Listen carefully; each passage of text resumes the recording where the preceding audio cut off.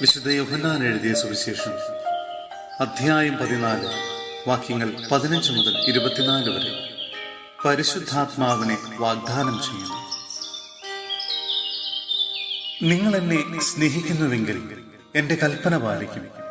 ഞാൻ പിതാവിനോട് അപേക്ഷിക്കുകയും എന്നേക്കും നിങ്ങളോട് കൂടെയായിരിക്കാൻ മറ്റൊരു സഹായകനെ അവിടുന്ന് നിങ്ങൾക്ക് തരുകയും ചെയ്യും.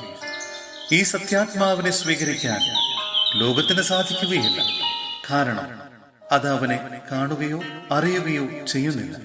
എന്നാൽ നിങ്ങൾ അവനെ അറിയുന്നു, കാരണം അവൻ നിങ്ങളോടൊത്ത് വസിക്കുന്നു, നിങ്ങളിൽ ആയിരിക്കുകയും ചെയ്യും.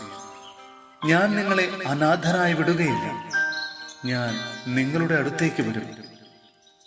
അല്പം സമയം കൂടി കഴിഞ്ഞാൽ പിന്നെ ലോകം എന്നെ കാണുകയില്ല, എന്നാൽ നിങ്ങൾ എന്നെ കാണും. ഞാൻ ജീവിക്കുന്നു, അതിനാൽ നിങ്ങളും ജീവിക്കും. ഞാൻ എൻ്റെ പിതാവിലും നിങ്ങൾ എന്നിലും ഞാൻ നിങ്ങളിലുമാണെന്ന് ആ ദിവസം നിങ്ങൾ അറിയും.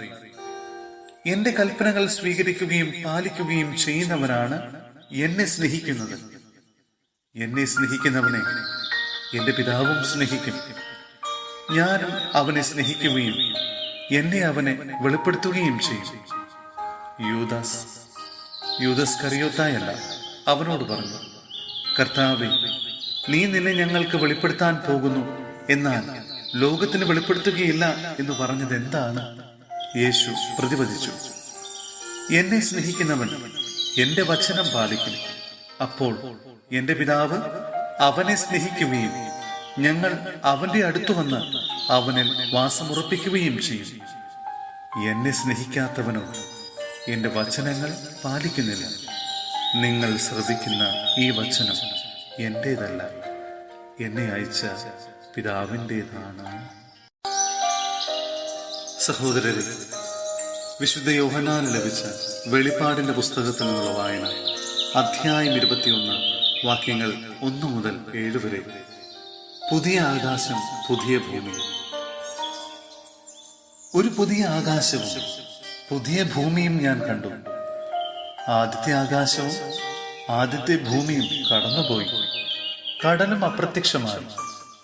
വിശുദ്ധ നഗരമായ പുതിയ ജെറൂസലേം ഭർത്താവിനായി അണിഞ്ഞൊരുങ്ങിയ മണവാട്ടിയെ പോലെ സ്വർഗത്തിൽ നിന്ന്, ദൈവസന്നിധിയിൽ നിന്ന് ഇറങ്ങി വരുന്നത് ഞാൻ കണ്ടു.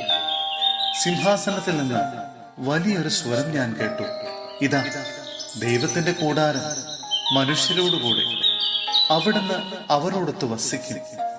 അവർ അവിടുത്തെ ജനമായിരിക്കും. അവിടുന്ന് അവരോടുകൂടെ ആയിരിക്കുകയും ചെയ്യും.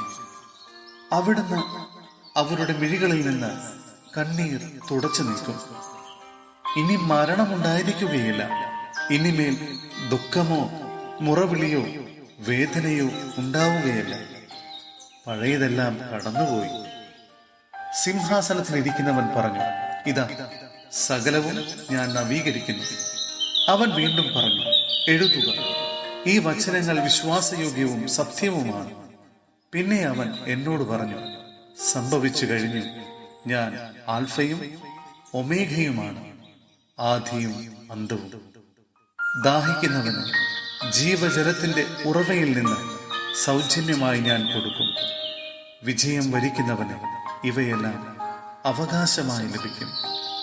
ഞാൻ അവന് ദൈവവും അവൻ എനിക്ക് മകനുമായിരിക്കും.